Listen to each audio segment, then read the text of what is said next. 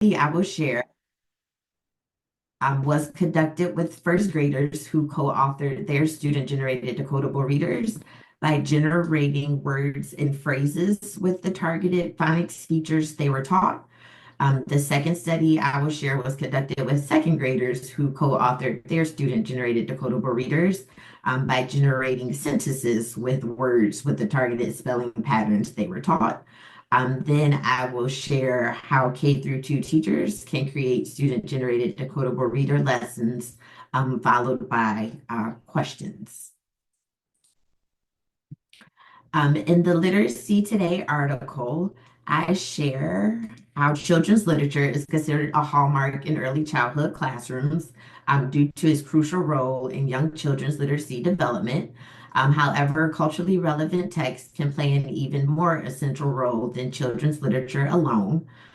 Culturally relevant texts can support children in engaging in social justice work by including characters with identities and cultures that reflect communities of color who have been historically marginalized, and those characters' experiences are racially and culturally influenced in just ways. When children engage with culturally relevant texts, they can advance their academic success and literacy, experience a sense of belonging in classrooms, and engage in criticality as a classroom community that embraces diversity, equity, and inclusion. In this presentation, I include how my emerging research with student-generated decodable readers incorporate diverse, inclusive, and equitable ways culturally relevant text can be used to cultivate the ABCs in early childhood classrooms. First, I share how my researcher positionality stems from my identities and experiences that are racially and culturally influenced. Before I began my doctoral studies, I taught kindergarten and first grade for 6 years in Detroit metropolitan communities, where many children and their families self-identified as Black, Brown, and people of color. During my first year of teaching, one of my kindergartners independently read a decodable reader for the first time and self-corrected his mistake without my support. It was rewarding for him, considering decoding or reading words out loud from a text is a huge milestone for young children as beginning readers. It was also gratifying for me to know that I supported him in further developing the foundational literacy skills he used. While I noticed some children having this experience, it was evident that this was a milestone other children in the class wanted to accomplish, just like their peers. However, I noticed some children disengaged during instruction for various reasons. One reason I believe children disengaged was because they could not see themselves in their learning, including their identities, home languages, and lived experiences that are racially and culturally influenced, which is necessary in all aspects of curriculum. And as a researcher, I began to wonder how I could create space during foundational literacy instruction to make it possible for more children to experience this milestone, considering the mismatch many children experience with traditional foundational literacy instruction, which led me to explore the intersection between culture and phonics. Next, I'll share how my scholarship includes first graders as co-authors of culturally relevant texts through their student-generated decodable readers. I begin with the literature on decodable readers. Decodable readers are texts that allow children to practice reading words with recently taught phonics features and context to support their word recognition. However, many decodable readers are nonsensical for numerous reasons. One reason is because they use numerous low utility or low meaning words that are rarely used in English, and words that children who self-identify as Black, Brown, and people of color may not use at home, such as lug and that. Perfetti suggests that children's knowledge of words impact their word recognition. So when children do not recognize the words they are decoding, they can experience challenges attaching meaning, which is the purpose of the reading process. At the same time, many children who self-identify as Black, Brown, and people of color are mandated to use decodable readers during foundational literacy instruction in various primary classrooms across the United States. Instead of being consumers of inane curricular decodable readers, children can create student-generated decodable readers by drawing on their funds of knowledge to co-author text through the inclusion of culturally relevant education during foundational literacy instruction. When teachers implement culturally relevant education, children are placed at the center of instruction to engage in meaningful and relatable learning experiences in the classroom. Additionally, when teachers implement aspects of the language experience approach, they also place children at the center of instruction by stating, what I can say, I can write, what I can write, I can read what I write, and what other people can write for me to read.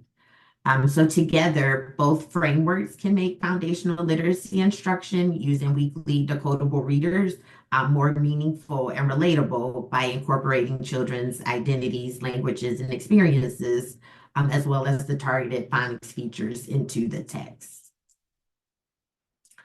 So this study was conducted in two first grade classrooms where 25 children self-identified as Black, Latina, Arab, and white during the 2022-2023 school year during 4 weeks of instruction. The pre and post assessment was administered before and after children engaged in the 4 week intervention to measure children's academic growth and decoding. The assessment included short word lists provided by the school district's mandated literacy curriculum for each week of instruction. And these words were the words that children were expected to decode successfully after engaging in each week of instruction. During the 4 weeks of instruction, Ms. Stackpool's first grade class co-authored their student-generated decodable readers and selected characters with whom the children could self-identify and incorporated familiar experiences that were culturally influenced. And Ms. Jones' first grade class continued to use their school district's curricular decodable readers in their equity-centered curriculum. During the second week of the study, children in both classes were taught the letters OU spell owl as in mouse and the high frequency words some and think. The curricular decodable reader focused on the narrator, who is assumed to be a first grader and identifies as Black, looks out their window and hears sounds, including sounds of the wind, clouds in the sky, dust going up, a nest on a branch, a fox at the pond, then the wind stopped blowing. So a series of unrelated events that does not give the text much meaning. Although some children who live in urban intensive communities may be familiar with some of these experiences, other children may not. So while Ms. Jones' class listened to the engagement text, which is a read aloud passage read by the teacher that complements the curricular decodable reader and read, I look out. Ms. Stackpool's class listened to a short passage that allowed children to reflect on their experiences, hearing various sounds and looking out of different windows at school, and they co-authored their student-generated decodable reader, We Look Out, that focused on a similar and shared experience amongst the children in the class. So Ms. Stackpool read, we've all looked out of one of our school windows before. Depending on what room we are in, we can see different things around our school. We might see the parking lot, the playground, or homes in the neighborhood. Not only can we see different things around our school community, we might also hear sounds through the school windows. We might hear birds chirping, cars going by, or students as they walk across the parking lot to go to the other building. Additionally, children had the opportunity to engage in meaningful discussions that allowed them to recognize similarities and differences between their experiences and their classmates, which contributed to their developing cultural competence. Drawing from their funds of knowledge, children shared their experiences, and then Ms. Stackpool stated that they would include some of the things they shared in the text that they would write together. So the teacher would ask a couple of questions using turning talk, and then children would share their ideas with the group. When Ms. Stackpool asked the children what they might see when they looked out of a window and looked up as a class, the children answered the clouds and the sun.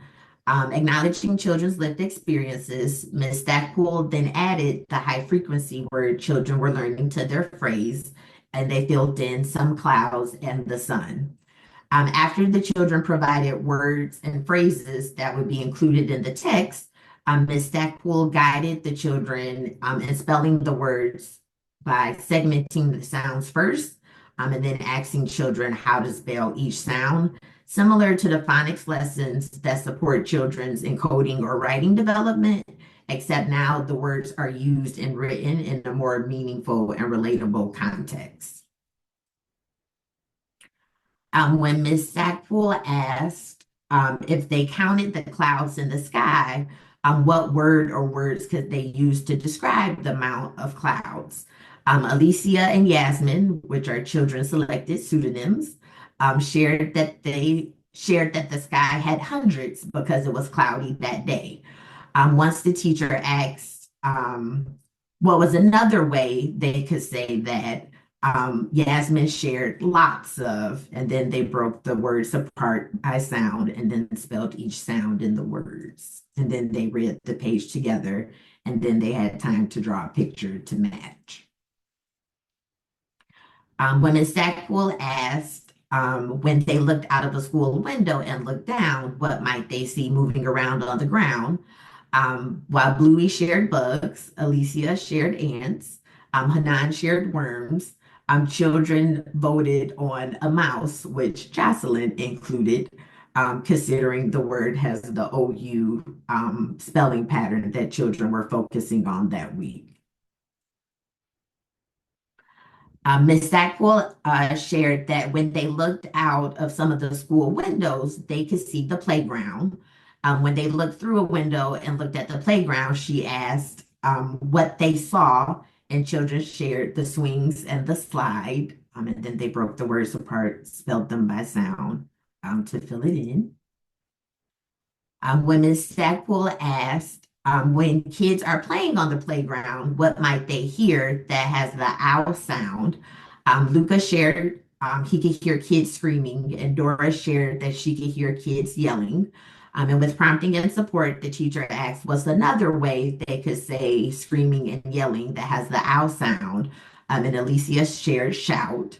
Then Ms. Stackwell asked, if the children were doing it right now, what ending would they add to the word? And Luca responded ing based on the previous phonics lesson. When children turned to the last page, the class read the page together. The sun began shining through the classroom window at the perfect time, to which the children answered the sun. The other 3 weeks of the study followed a similar process, focusing on different characters and experiences the children shared, drawing from their funds of knowledge in home languages, as well as the targeted phonics features. The children read their student-generated decodable readers each week during small and whole group instruction, following the district's curriculum and their classroom routines. At the study's conclusion, Ms. Jones' first grade class, who read the curricular decodable readers, increased their decoding average by 25 words. And Ms. Stackpool's class, who co-authored their student-generated decodable readers, increased their decoding average by 35 words. When I asked children, how did you feel creating the text with your classmates and why? Jocelyn stated good because I learned in my head and felt good in my heart. Rosa shared happy because I really like how we made them for us. And their responses demonstrate their recognition of their academic growth in decoding while simultaneously expressing their emotionally rewarding experience of creating culturally relevant text using the ABC framework during foundational literacy instruction with their classmates.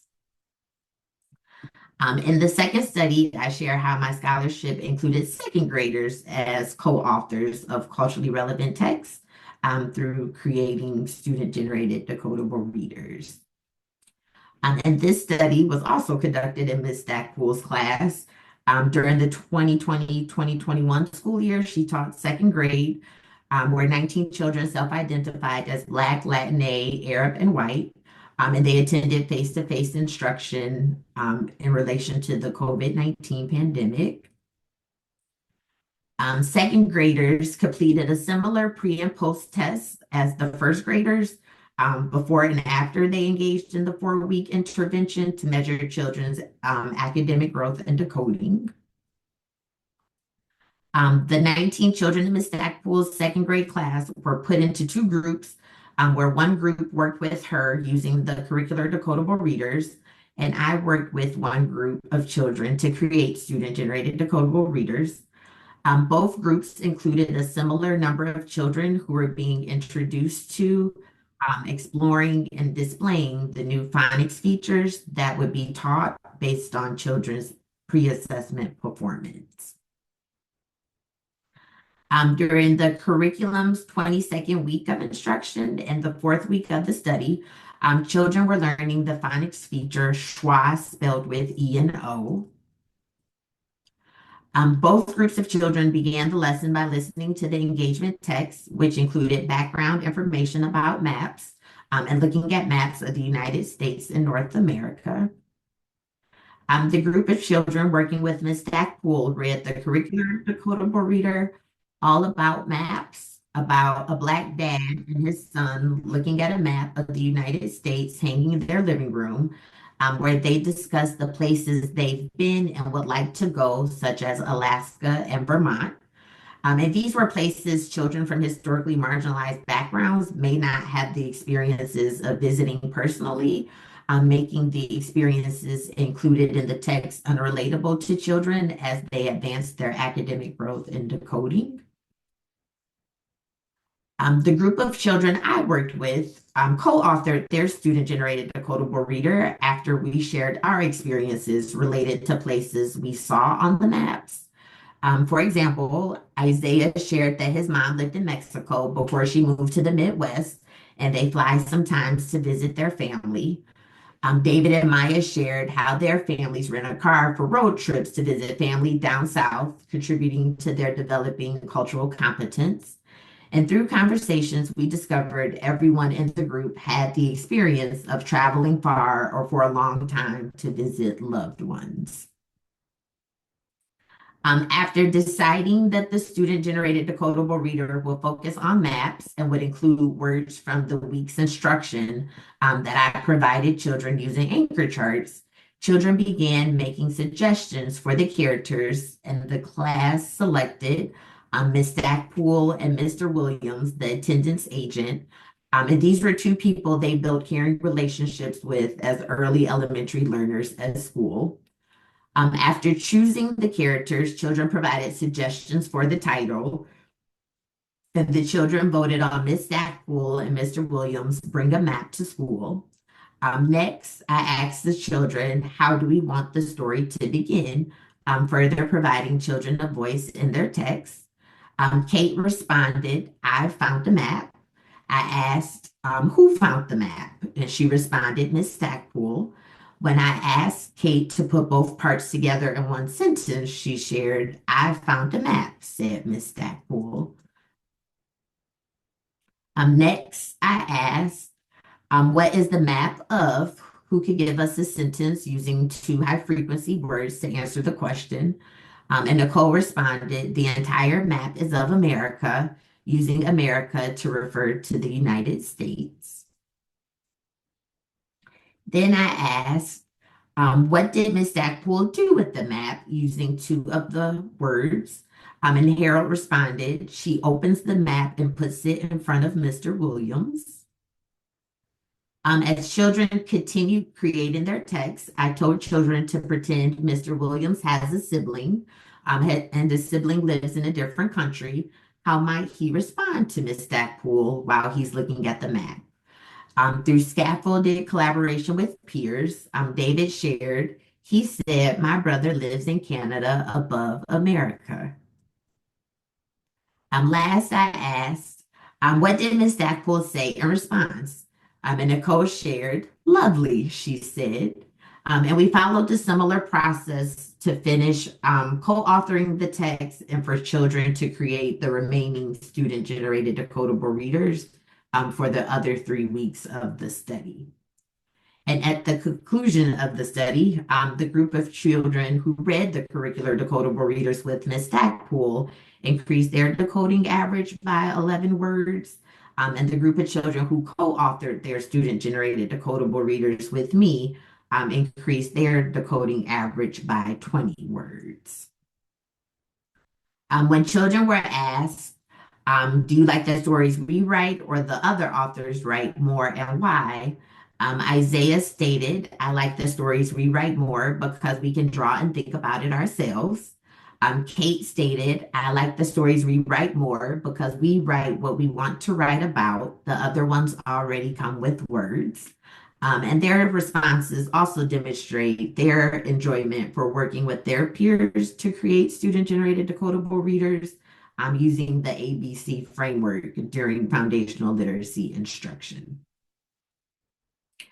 Next, I will share how K through 2 teachers can use the ABC framework to create student-generated decodable readers with sentence starters. So we'll begin with the first letter, A for academics. So you can begin creating a student-generated decodable reader by identifying the phonics feature or spelling pattern that can support children's academic growth. You can identify a specific point in your school district's literacy foundational skills or phonics scope and sequence, or you can focus on general spelling patterns.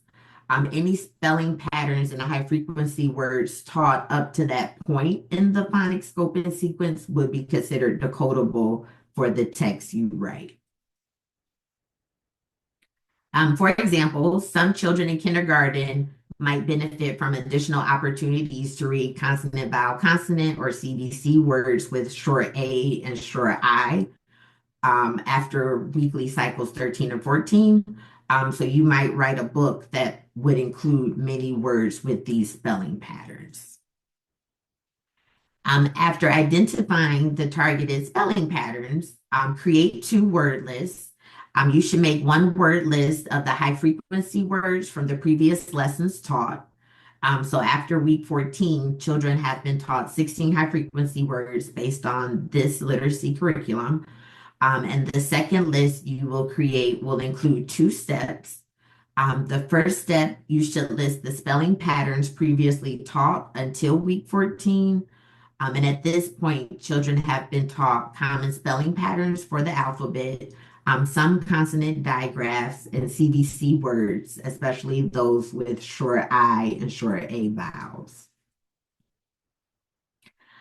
You can complete step 2 to create the second list in a few ways. So you might consider using the phonics lessons in your district's curriculum and select some of the words from there. You should choose words children are familiar with instead of low utility words or words that are rarely used in English that children may not use at home. Consider using online search engines and creating a list of words from there. You might consider Googling word lists with short A, then short I, or using the word list builder on phonicsandstuff.com. Instead of identifying a specific point in the scope and sequence, consider focusing on consonant, vowel, consonant words in general after weekly cycle 18. And you could follow the same steps for creating the 2 word lists as you would with creating lists that identify a specific point in the scope and sequence.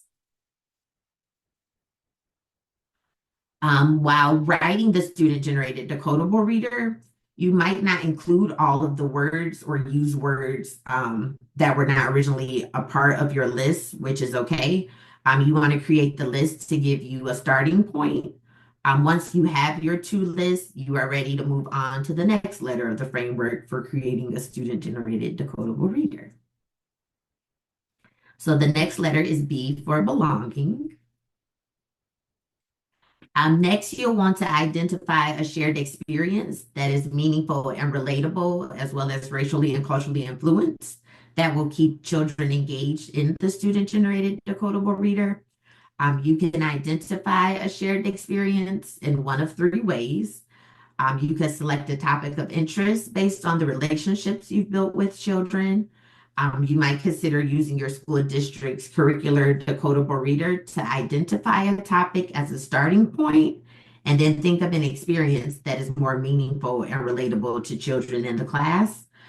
You might consider selecting a culturally diverse children's book for a read aloud and use that topic for the student generated decodable reader as well.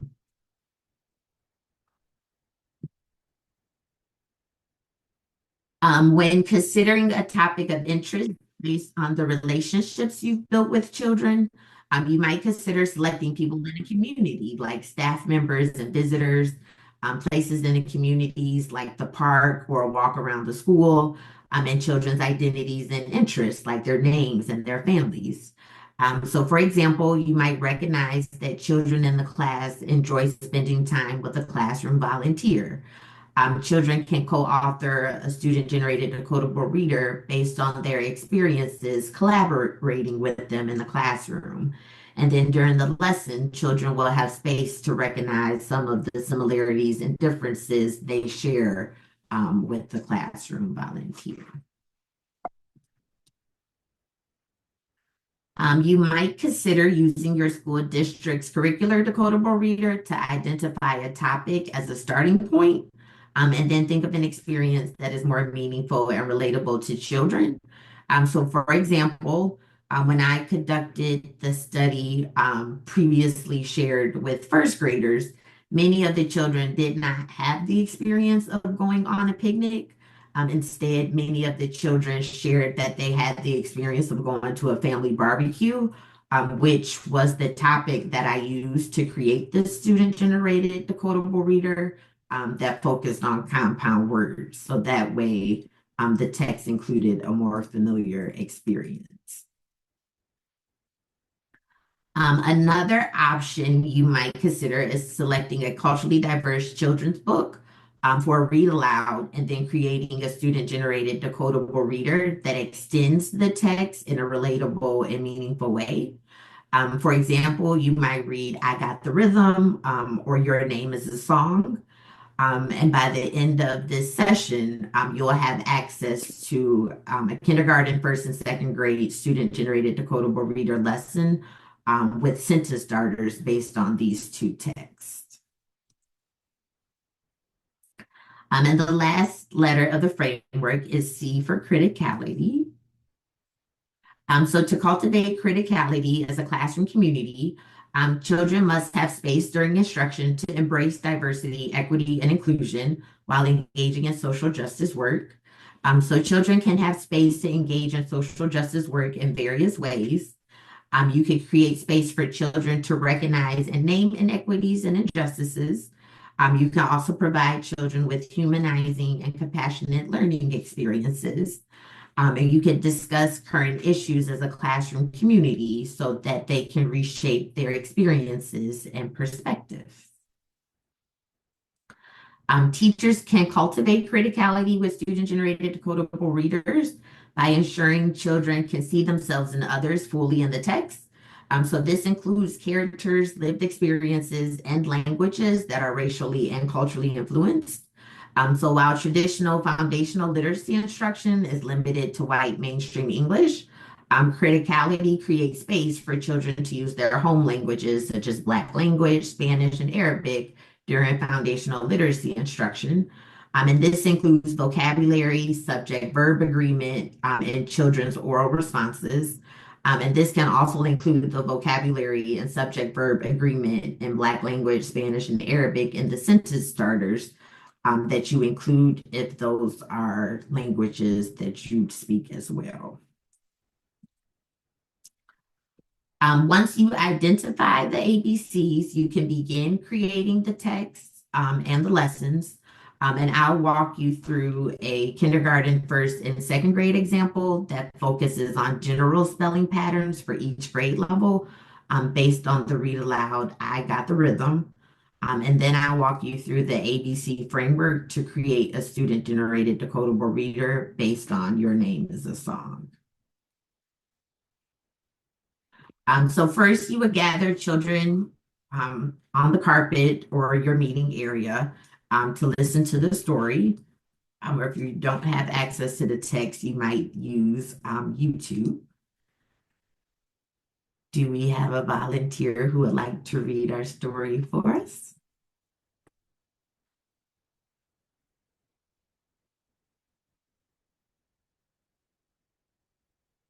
Anybody? I can jump in and help, Doctor. Oh, thank you, Dr. Shahid. Do you want to read the title for us? Sure. You Okay. have to pull down your screen just briefly. I got the rhythm. Mhm.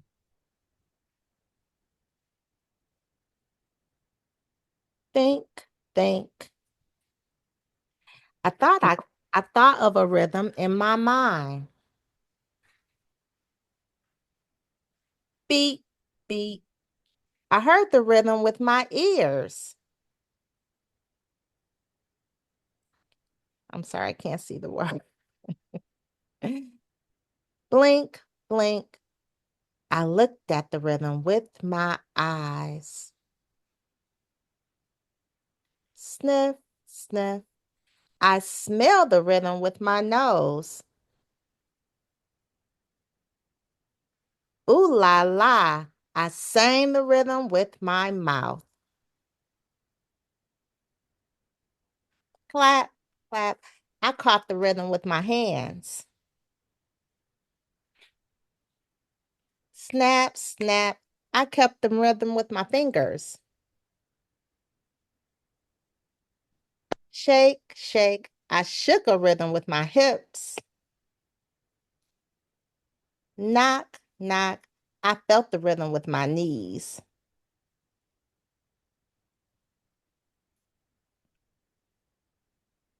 Have to just move up the stomp, stomp. I walked the rhythm with my feet. Tip, tap. See the where's at the top? Oh no. Oh no. There we go. Can you see that at the top? No, I'm sorry. Oh, you're fine. I I tapped tapped the rhythm with my toes. Beat, bop. I danced to the rhythm of a drum. I clapped and snapped and tipped and tapped and popped and locked and hipped and hopped. Beat, bop, bing, bang, boom, boom. Boom, box, beat, bop, kaboom, kaboom. I got the rhythm, and you can too. Beautiful. Thank you, Dr. Shahid. It makes me want to do a little one of those hand clap songs. So after reading the read aloud, you might follow up with a couple of questions. You might ask children who could tell us what the story is about. How might we move our heads when we have the rhythm and beat? How might we move our arms and hands when we have the rhythm and beat? How do we move our hips? How do we move our legs and feet? And then after children use turn and talk, children might share their experience with the class, and then the teacher will share. Today will include some of our experiences and our text will co-author together. That way we can include some of our experiences in our learning. And then for kindergarten, you will go over the high frequency words and the rebuses. So we have head, feet, and hands. And then children will fill in their names next to the word by, and then the class will read the cover together. And the teacher might use echo reading. The teacher might read it with children, or the teacher might guide children as they read the text out loud. So for page one, the teacher would ask, how might we move our heads when we have the rhythm and beat? Children would share their initial ideas. If children are stuck, I do provide some suggestions in the lesson plan that include the targeted phonics feature and words that children might share. If children do not think of anything, you can provide them some of the suggested words that are there. So then children might vote on what word they'll use. So, for example, the teacher might suggest nod or bop. Children might select the word bop, and then the children would break the word apart by sounds and then spell each sound to fill in the word on the line, and then they would read the page together. So I can bob my head, and then children would draw a picture to match. And then for page two, the teacher would ask, when you sing music, what kind of music do you like to sing? And then children will share their initial ideas, and then the teacher might provide two genres of music. And then children will vote. For example, children might select the word pop based on maybe who their favorite artists are. And they'll break the word pop apart by sounds, and then spell each sound and fill it in on the line. And children would add punctuation to the end of the sentence, and they would read I sing pop, and then draw a picture to match. And then for page three, the teacher would ask, how might we move our hands when we have the rhythm and beat? And children might share clap or maybe pat.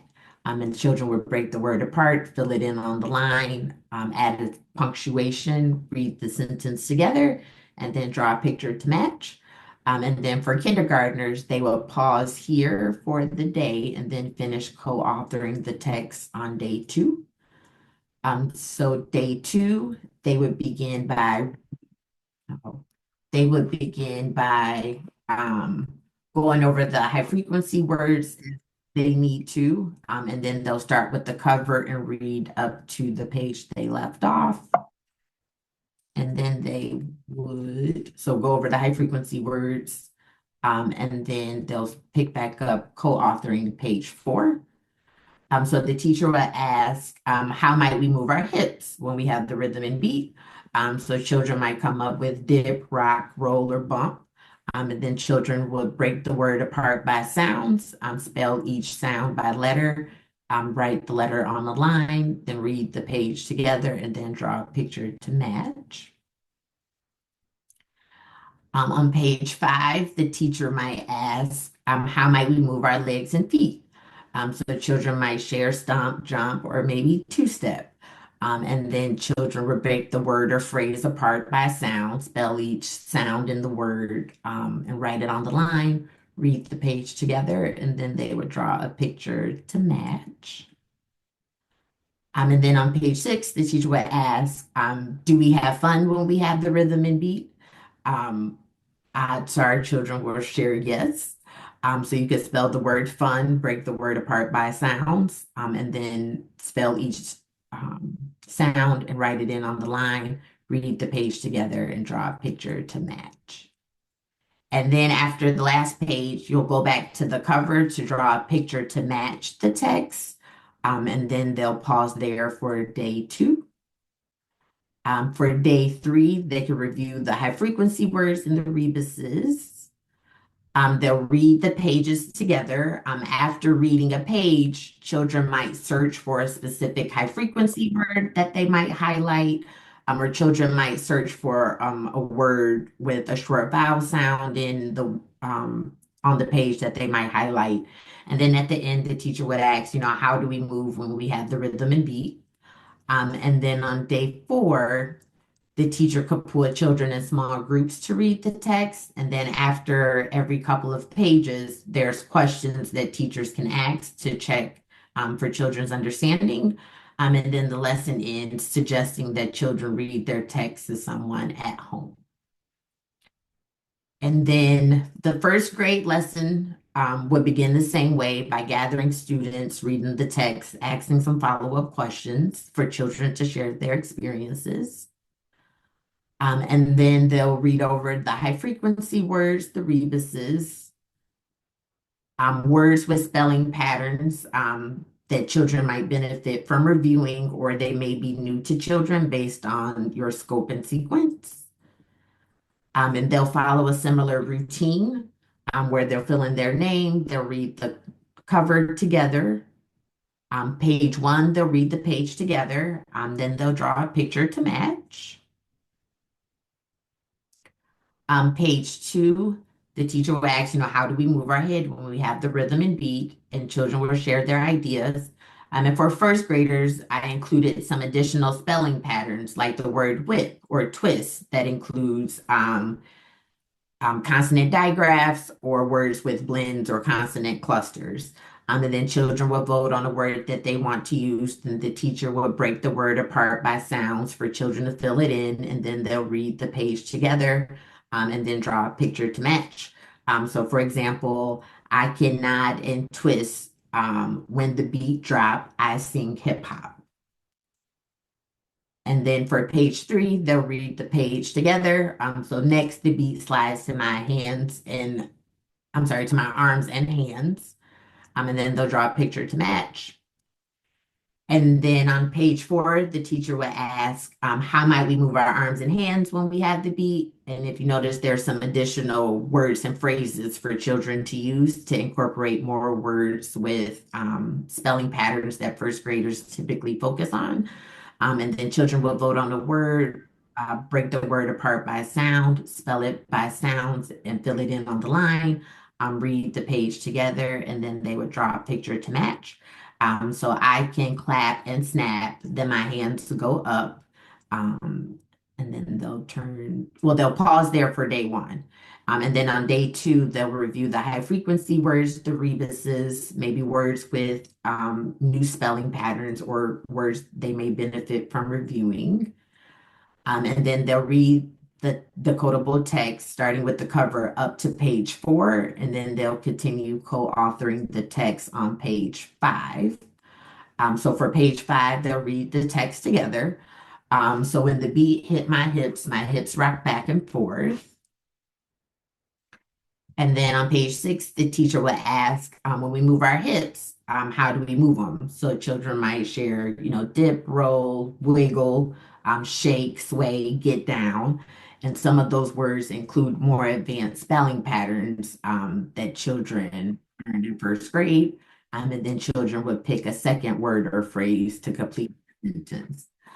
So they might come up with, I can bump and shake, or I can bump and wiggle. And then for page seven, they'll read the page together. So then my legs and feet can get the beat. I can tip and tap. The lessons are typically for 30-minute blocks of time. I would say the first so many times you implement it, it may last a little longer to 45 minutes, but they typically co-author 4 pages a day for first and second graders, and then about 3 pages a day for kindergartners. And then they shouldn't spend too much time drawing their pictures either. So you might set a timer maybe for a minute or a minute and a half and then move along. And then for page eight, the teacher would ask, how might we move our legs and feet? So children might share stomp or jump. The teacher would break the word apart, spell each sound in the word, and then they would read the page and then draw a picture to match. So I can stomp and two-step is so much fun when I got the beat. And then they'll follow a similar routine for days 3 and 4. So they'll go back, draw a picture to match the cover. Day 3, review the high frequency words, the rebuses, the words with new spelling patterns or review words. As they read the pages as a class, the teacher may have children to stop and search for certain high frequency words, or maybe words with blends or consonant clusters, or maybe words with long vowels, depending on where children are in their scope and sequence. And then at the end of day three, the teacher would ask, how do we move when we have the rhythm and beat? And then they'll read their decodable text in small groups on day four. And after every so many pages, there's a couple of questions there to check for students' understanding. And then they'll end the lesson by a suggestion that they'll read the text to someone at home. And then second grade follows a similar process. So reading the read aloud, asking a couple of questions, using turn and talk for children to share their ideas related to the text. And if you notice, the text increases in the phonics features in the text and as well as the word count. So for second grade, you might review high frequency words, words with reduced spelling patterns, and they'll do the same thing, add their name to the cover, read the cover together. They'll answer, how do we move our head? They'll break the word apart by sound, fill it in on the line, read the page together, add a picture to match. And then on page two, they'll actually create their own beatboxing pattern that they'll fill in after they read the page together. So they'll decide if they want a ABB, ABC, maybe BAA pattern. And then they would choose maybe what sounds they can make using their hands and their mouth. So maybe like pat, clap, snap, pat, clap, snap. And they would fill in their pattern on the line for page two and then draw a picture to match. For page three, they would read the page together. So the beat makes its way to our arms and hands next. So if you notice, second graders, they're not using the rebuses that the first graders had. For page four, they'll answer how they move their arms and hands. And remember, these are suggestions. Sometimes children do come up with words on their own that I may not have provided.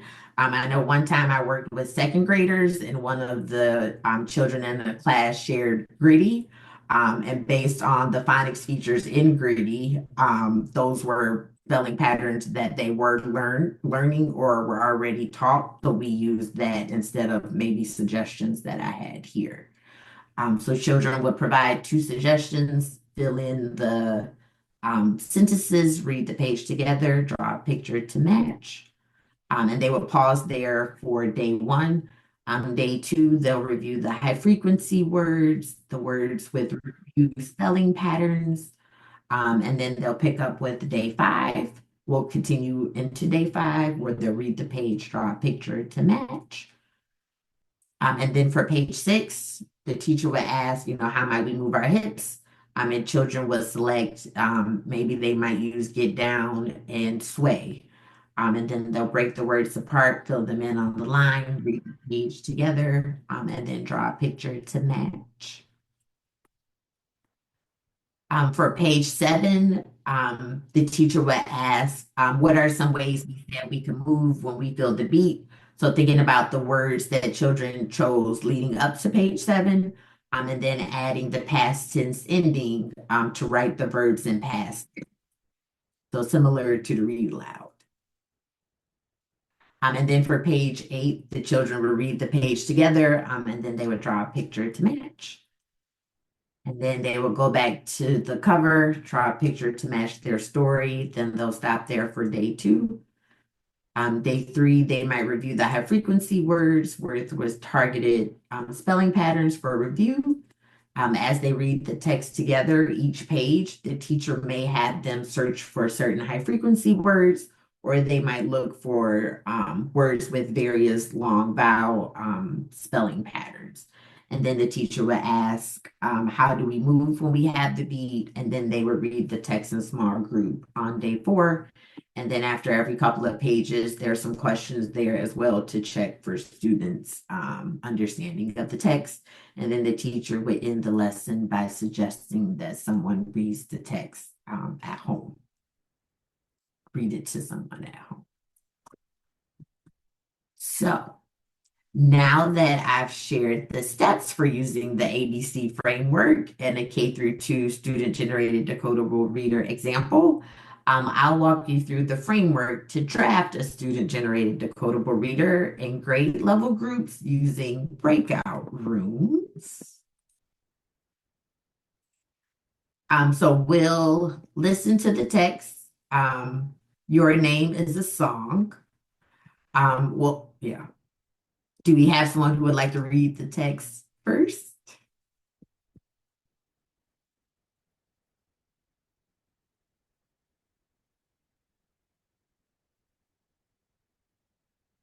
I can read it. All right. Thank you for volunteering. No problem. Your name is a song.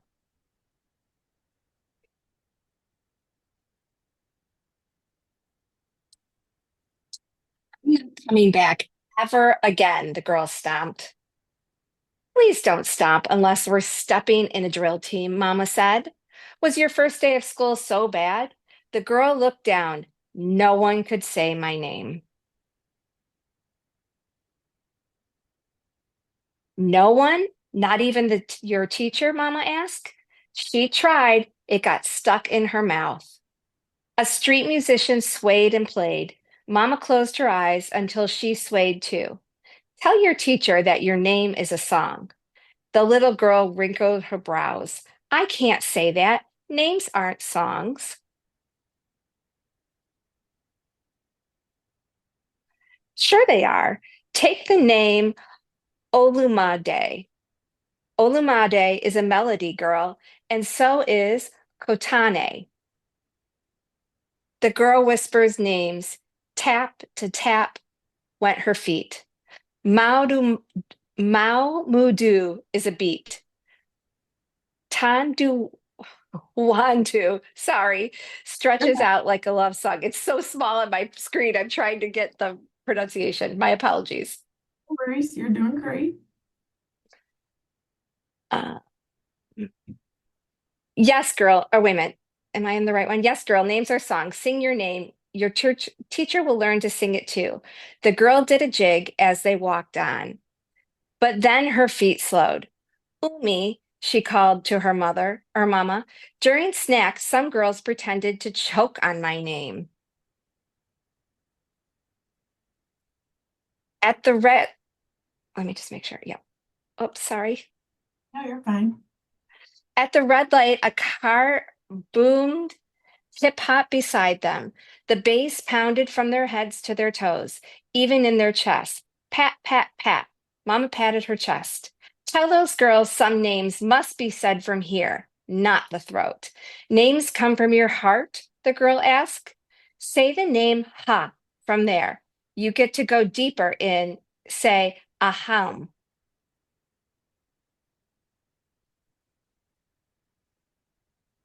As they crossed, the girl touched her chest. Hoana is here. Ngozi goes deeper. It pokes me in the stomach. Yes, girl. From your heart, say your name.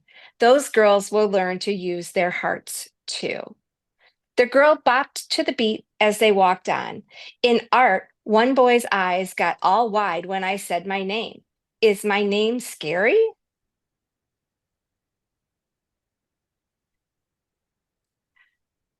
Wires sparked above a streetcar, and Mama and the girl jumped back, startled. Mama put a calming hand on the girl's shoulder. Tell that boy some names have fire. You can put fire in a name.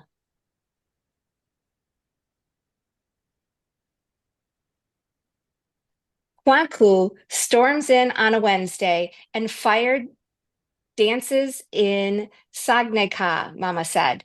Names are that strong? The girl asked. Xiomara fights a battle in your mouth. Tongues bow to say Bilkisi. Lulong or Julong lunges like a dragon, and Udam is magnificent. The girl's lips trembled. Yes, girl, just like you. On her toes, the girl rose and kicked as they walked on. What about the kids at recess who said my name sounds made up? Mama pointed up. Tell them that the made up names come from there. From the sky, the girl asked. Made up names come from dreamers. The real names were stolen long ago, so they dream up new ones. They make a way out of no way, make names out of no names, pull them from the sky. The girl reached up to pull names too, Tajay and Trayvon. They sit on clouds with Julate. Mama nodded, and Laquan and Lumiku and are the twinkle in stars, the glimmer in minds that think and tinker. Are those names new songs? The girl asked. Yes, girl. Tell everybody to learn new songs too. The girl twirled and leapt to the sky, and they walked on. The next day, the girl didn't want to go to school, but she had songs to teach.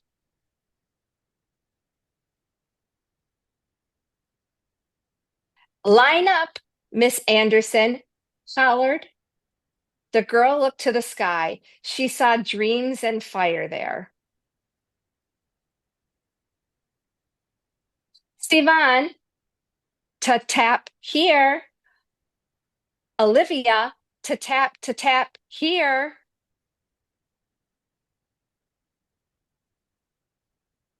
The girl stopped tapping. Her name was getting stuck in Miss Anderson's mouth again.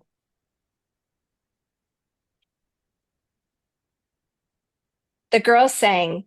The whole class stared. What are you doing? Miss Anderson asked.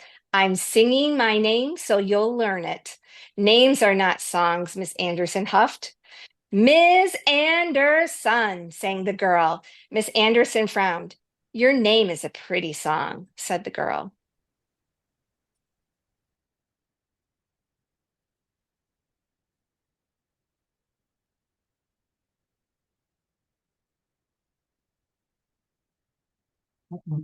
Carrie, are you still there? Sorry, muted myself. Worse. Miss Miss Anderson, Miss Anderson's frown slowly turned into a smile. Why, thank you. What about me? Bob asked. What's my song? The girl belted out, Bow wow, Bob. Other kids asked for songs too. She sang and sang their names. The teacher sang it back. Oh, wait a minute. Miss Anderson said, Could we hear your song again? The girl sang her name. The teacher sang it back. One kid sang it, then another and another. Everybody sang her name. Koraja Lamu so. Jamuso. It was music to her ears. Thank you, Carrie. So you would gather children after reading the read aloud. You might follow up with a couple of questions. So I have a couple of here to kind of start you off. So you might say, our names are special to us. What makes your name special to you? People should sing our names from the heart. When someone sings your name from the heart, how does it make you feel? Or our families pick our names, and our names mean a lot to our families. What do you think your name means to your family? And then the teacher will share, we'll include some of the experiences in our text we'll co-author together. So I will put us in breakout rooms where you can brainstorm if you were using this text. So your name is a song if you wrote a student-generated decodable reader for kindergarten, first or second graders. So for kindergartners, we'll focus more on CVC words. First graders might focus more on long vowel words. And then second graders might focus on words with open syllables and schwa.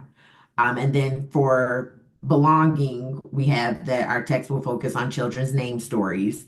And then for criticality, we want to make sure that we include space for multiple languages. So thinking about sentence structures, subject verb agreement, and vocabulary. And I would recommend for children to have one response per page.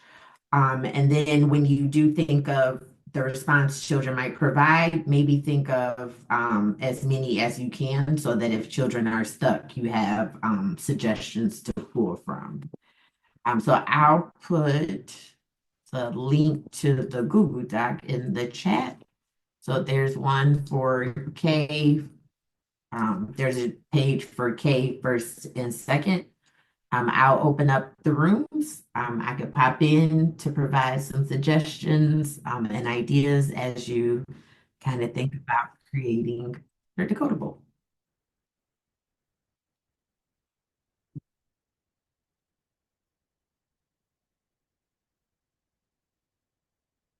So they should be open for you to select one that you want to join. People need help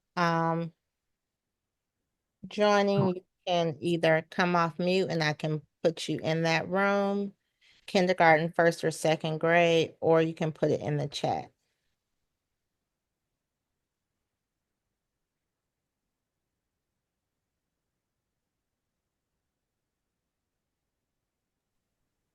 Ross, could you put me in kindergarten or first grade? I'm having a hard time. Sorry.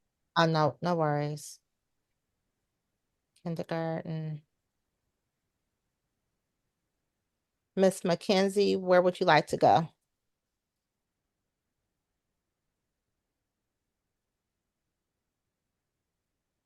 I think I'll just, maybe I could just assign people. Okay, that's fair too. Okay.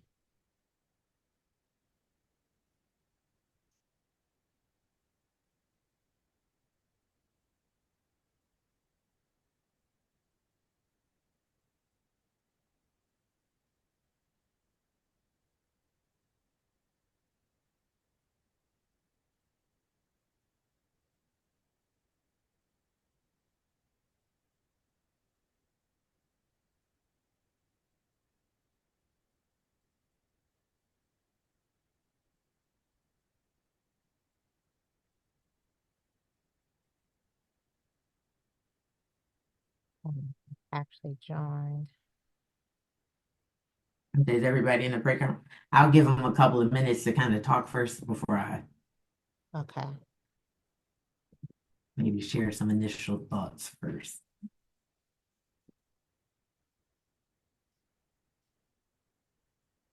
So then I would say,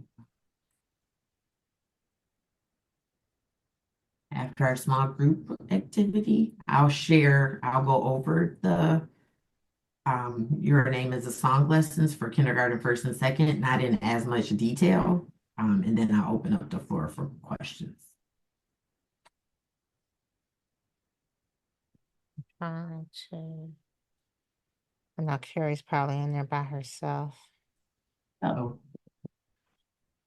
Miss Stewart and Miss Hall, do you need help getting into the room?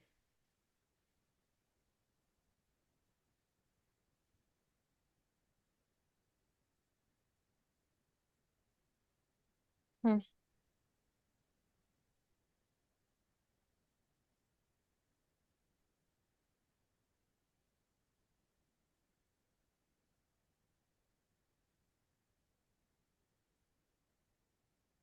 How long were you? Well, it's 5:45. Gardeners. So I just filled in some examples that children might come up with. So for kindergarten, you might have My Name is a Song by Amber in class. I can sing my name, Amber. It is like a pop song. My fam got it from TV. Pat your chest to sing it from the heart. Then it will not get stuck. I am glad when I hear it. And then for first graders, they might read My Name is a Song by Amber in class. My name is a song. I can sing it like this. Amber. My name is like a hip hop song. It's music to me and my fam's ears. We want to two-step when we sing it. We feel happy when we sing it too. My fam got it from the stars.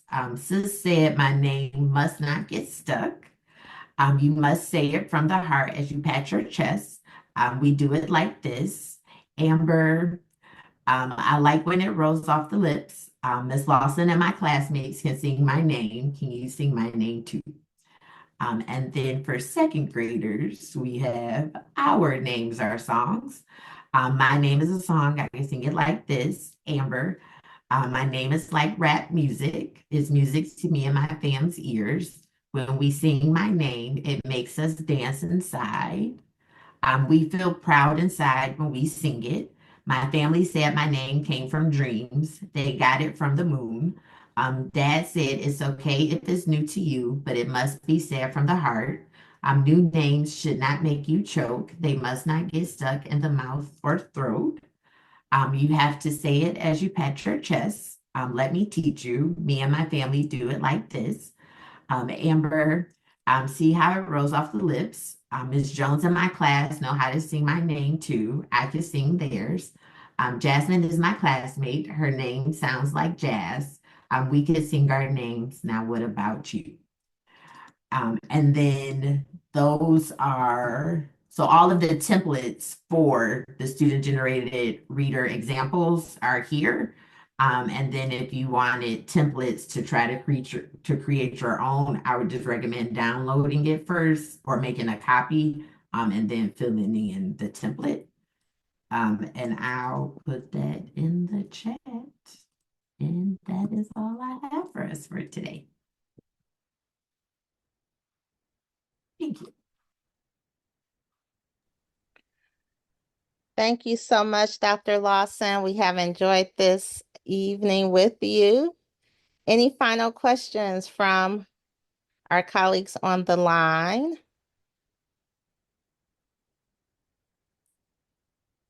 Thank you, Carrie. Thank you for volunteering to read too. Yes, thank you, my friend Carrie. Dr. Curry, any last words? Just excited to be a part of this learning. I had a chance to work with Dr. Lawson last summer and just thinking about the update she did with some of the lessons that we're going to have for our 1, 2, 3 Rhythm to Read program. So I am looking forward to trying to create my own decodable books. So I'm going to try it out. That's my challenge for myself this summer, for my goal. All right.